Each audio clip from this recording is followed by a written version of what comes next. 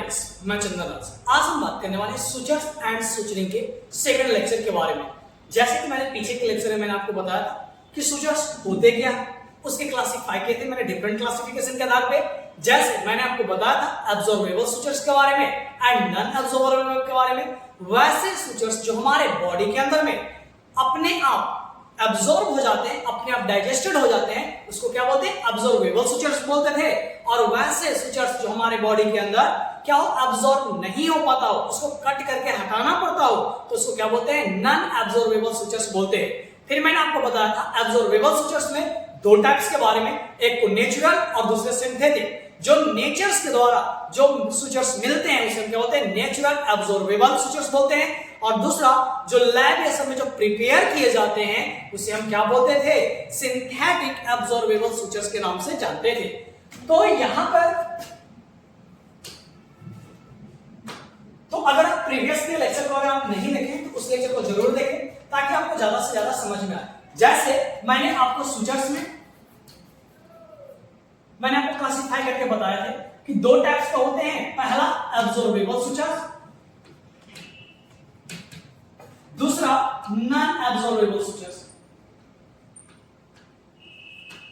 इसमें बताए थे दो क्लासिफिकेशन के बारे में, नेचुरल एंड मैन मेड, जिसको सिंथेटिक भी बोलते हैं।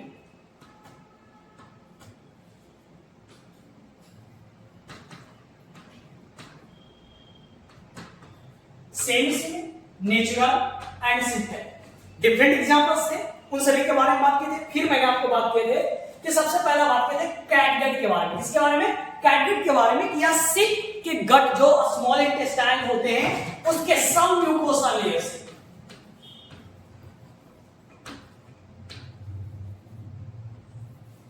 सिक होते हैं उसके इंटेस्टाइन से जो सब म्यूकोसा लेयर होते हैं उससे लेकर बनाए जाते हैं। मैंने आपको बताया था कि ये जो कैटगट होते हैं ये दो टाइप्स के होते हैं। एक को बोलते हैं प्लेन कैटगट एंड सेकंड वाले को क्या बोलते हैं? Chromic catgut. दोनों पे डिफरेंसेस क्या थे उन सभी के बारे में बात किए थे। तो अगर आप नहीं देखें तो हमारे चैनल से विजिट करें और नीचे डिस्क्रिप्शन में भी लिंक दिया होगा, उससे जरूर इस लेक्चर को देखें ताकि आपको सुचर्स एंड सुचरिंग्स में कोई भी दिक्कत ना हो। तो चलिए आज का स्टार्ट करते हैं।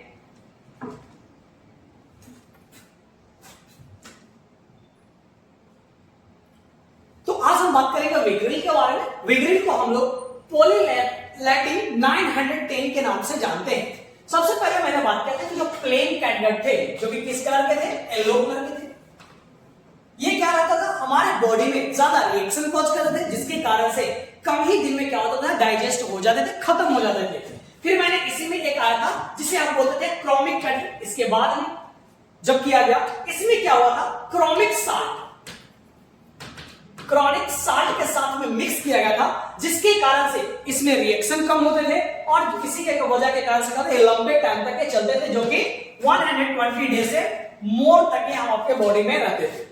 नेक्स्ट बात करते हैं विग्रिल के बारे में कि विग्रिल होता क्या, इसके यूजेस क्या है और इसका कलर कैसा। जैसे इसका प्लेन कैटगट का येलो कलर और क्रोमिक का कैसा था? Brown colour. ये हमेशा कलर कोड याद रखिएगा। लास्ट में ट्रिक भी बताऊंगा जो कि याद करने के लिए ऑल टू ऑल जितने भी सुचर्स हैं उनके कलर के नाम पे आपको याद हो जाएंगे। बात करते हैं विग्रिल के बारे में। It is a synthetic absorbable sutures. ये क्या सिंथेटिक है जो कि लैब में प्रिपेयर किया जाता है, लेकिन क्या होता है ये हमारे बॉडी के अंदर ही क्या होता है? एब्जॉर्ब हो जाते हैं। आपको पता है कि जो एब्जॉर्ब हो जाते हैं हमारे बॉडी के अंदर में उसको क्या बोलते हैं? एब्जॉर्बेबल सुचर्स के नाम से जानते हैं। These sugars degenerated by the hydrolysis, maximum strength present in the 14 to 21 days. क्या होता है कि आपका हाइड्रोलाइसिस हो जाता है कितने दिन में? मैक्सिमम इसका जो स्ट्रेंथ होता है 14 से 21 डेज होते हैं, यानी 21 डेज का इसका जो स्ट्रेंथ है ये 100% रहेगा। और धीरे धीरे जैसे 21 डे के बाद 22 डे 23 डे, तो जैसे जैसे वो कमते जाएंगे 90% 70%, ऐसे ऐसे धीरे धीरे इसका क्या होता है? स्ट्रेंथ कमते हुए चले जाते हैं। The absorption of the Vigril begins approximately at the 40 days. ये जो विग्रिल है इसको कम से कम अब्सॉर्ब होने में कितने डे लग जाते हैं? 40 डे लग जाते हैं। And nearly completed by the day 70 day at day no polymers remains in the tissue. देखो स्टार्टिंग जो जनरेट खत्म होने का है या 40 डेज से होना लगभग हो जाते हैं और कंप्लीटली तरह से बोले तो 70 डेज तक हो जाते हैं और ये हमारे बॉडी टिश्यूज में आपके 90 डे के बाद में आपको उसमें नहीं देखने को मिलेगा, यानी पूरी तरह से अब्सॉर्ब होकर खत्म हो जाएंगे। इसके बाद करते हैं कलर कोड के बारे में कि ये कैसा कलर का है। तो ये आपके किस कलर के हैं? पर्पल कलर के होते हैं। कैसे कलर के होते हैं? पर्पल कलर के होते हैं। और ये सूचर्स है जो अनडाइड, यानी ये अनडाइड भी मिलेगा। जैसे अगर कलर करते हैं तो ये पर्पल कलर के देखने को मिलते हैं, वरना एक आता डार्क कलर में भी देखने को मिलता है। तो इसलिए जनरली इसका जो कोडिंग है, कलर कोड है, वो कौन सा है? पर्पल कलर होते हैं, क्योंकि डाई करने के बाद में इसका कलर क्या होता है? पर्पल हो जाते हैं। बात करते हैं सिल्क के बारे में। ये क्या किससे बना हुआ रहता है? या सिल्क वॉर्म से। किससे बना हुआ है? सिल्क वॉर्म एक स्पेसीज होते हैं, एक कीटाणु होते हैं जिसके द्वारा यह बनाया जाता है surgically. Silk is derived from the silk worm species. It is the wet black dye coated suture. ये कैसा होता है? कोटेड सुचर्स होते हैं। इसके ऊपर में कोटिंग वैक्स का या फिर सिलिकॉन का किया जाता है। क्यों किया जाता है? ताकि फ्रिक्शन को रिड्यूस करने के लिए, कि ताकि वो फ्रिक्शन ना करे, फिसले नहीं, अच्छे से बाइंड हो टाइप हो। इसीलिए हम लोग क्या करते हैं? इसको हम लोग कोटेड करते हैं वैक्स और सिलिकॉन के द्वारा। क्वेश्चन पूछा जाता, in which of the sutures is coated by the wax और सिलिकॉन? कौन से ऐसे सूचर्स है जो कि वैक्स और सिलिकॉन से क्या होते हैं? कोटेड होते हैं। तो कौन हो जाएगा? वो सिल्क हो जाएगी। बात करते हैं, it loses approximately 50% of its strength in 1 year. इसका जो डे टाइम है ये कितने है? वो 1 ईयर। 1 ईयर तक में इसका स्ट्रेंथ 50% ही खत्म होता है, यानी 50% अभी भी उसके बॉडी में प्रेजेंट रहते हैं। और इसका जो कलर का बात करें तो एक ऐसा कलर का होता है, लाइट ब्लू कलर का होता है। कैसे कलर का होते हैं? लाइट ब्लू कलर का होता है। नायलॉन के बारे में।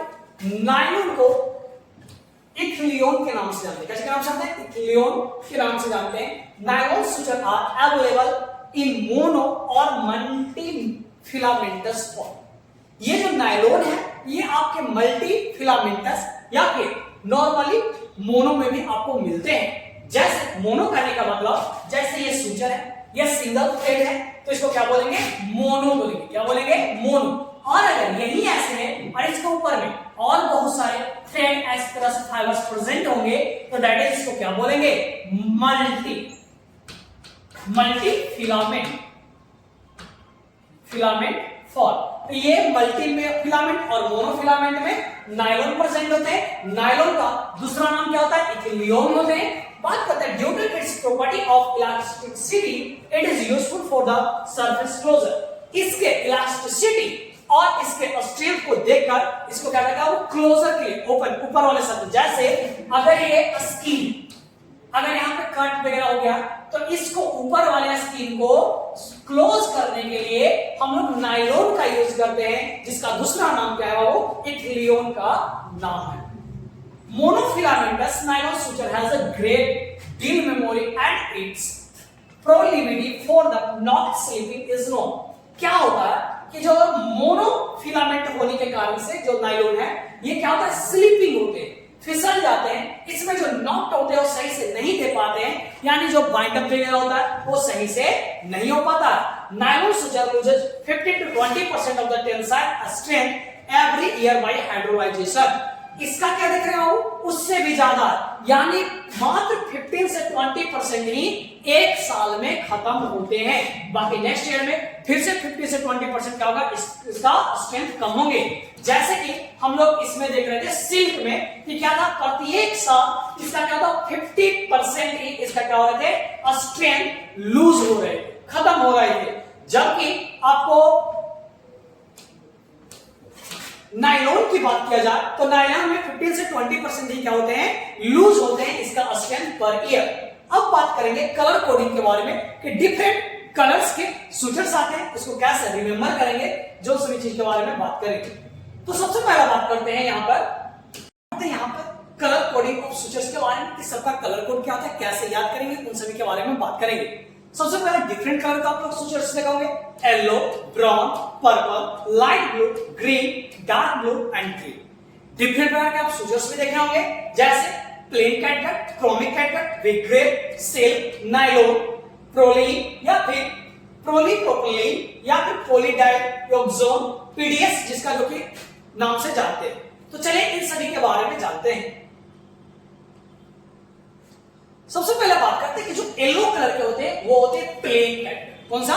येलो कलर के कौन सा होते हैं? Plain catgut. ब्राउन कलर का क्रोमिक कैटगट, पर्पल कलर का with grey, light blue silk and green जो होते हैं वो नायलॉन सूचर्स होते हैं एंड डार्क ब्लू या प्रोलीन या फिर प्रोप्रालीन के नाम से जानते हैं एंड ग्रे कलर के होते हैं वो क्या होता है? पॉलीडाइयोक्सोन जिसको हम लोग पीडीएस सूचर्स के नाम से भी जानते हैं।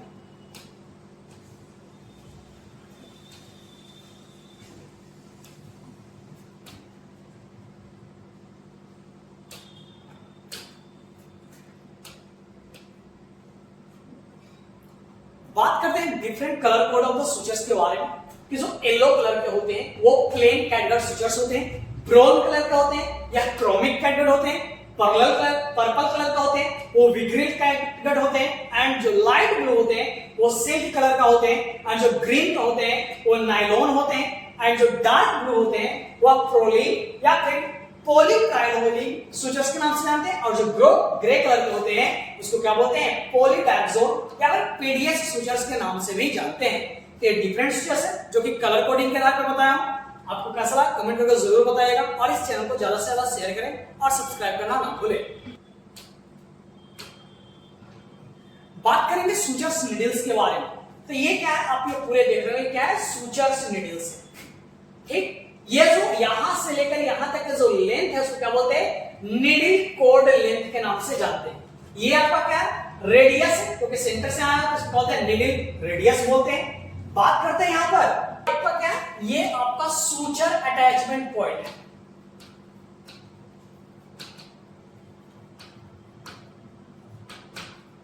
इसको क्या बोलते हैं? सूचर अटैचमेंट पॉइंट है। ये क्या है आपका?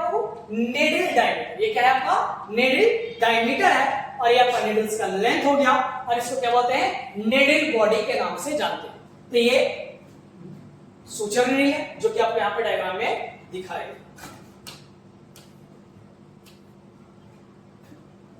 सूचर्स नीडल्स के प्रॉपर्टी के बारे में कि इसका क्या क्या कैरेक्टरिस्टिक होते हैं। Avoid blunting the cutting point और blading the weaker end of the suture needle. क्या होता है कि वैसे सूचर्स जिसका जो पॉइंट ये क्या हो? वीक हो, कमजोर हो, तो वो ऐसे सूचर्स को हम सिलेक्ट नहीं करेंगे नीडल को। सेकंड बात करते हैं, sutures needle should be handled carefully. जब भी आप सूचरिंग वगैरह से कर रहे हैं तो उसको केयरफुली तरीके से ध्यानपूर्वक से क्या करना? हैंडल करना, पकड़ना, सूचर वगैरह देना। नेक्स्ट बात करते हैं, the needle should be grasped with needle holder in the needle third. जब भी आप नीडल को जब पकड़ते हैं सूचर नीडल्स को तो थर्ड पर ये जो एरिया है इसमें क्या करना है? नीडल होल्डर से यहां से पकड़ो।